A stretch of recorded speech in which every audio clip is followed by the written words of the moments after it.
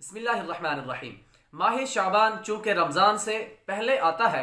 تو جس طرح ماہ رمضان المبارک میں تلاوت قرآن کا حکم ہے اور روزے رکھنے کا حکم ہے، اسی طرح ماہ شعبان میں بھی اس کی بڑی اہمیت ہے۔ کیونکہ اس میں بھی روزے رکھے جائیں اور روزے رکھنے کے ساتھ ساتھ تلاوت قرآن بھی کی جائے تاکہ استقبال رمضان بھی ہو جائے اور نفس کو عبادت کی عادت بھی بن جائے ہو جائے۔